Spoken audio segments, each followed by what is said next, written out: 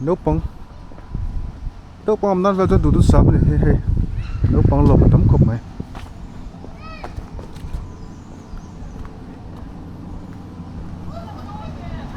Long Lake District Park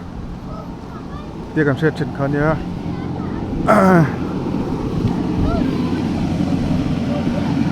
apa mereka ni bawa kakak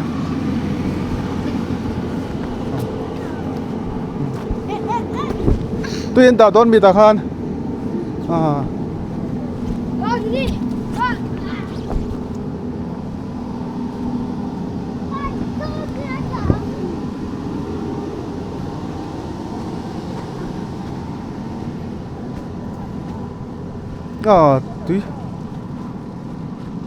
tùy pom lồ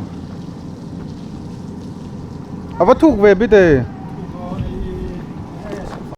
cái chỗ mi apon rau cái đủ tóc chứ apon rau bây sụp mấy cái pil đều thoáng thuk cái này hi hey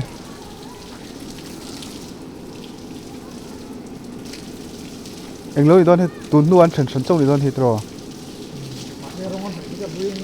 ấy có thể dọc cho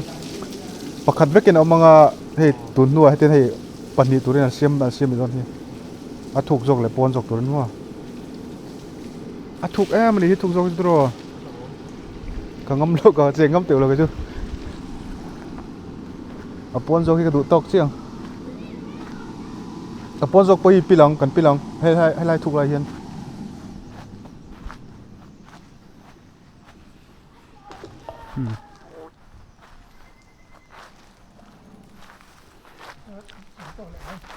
đâu bằng suy mình hiện chỉnh tất là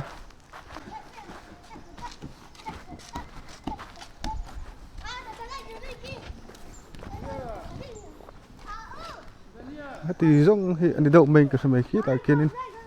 hồ tiểu phải à được đâu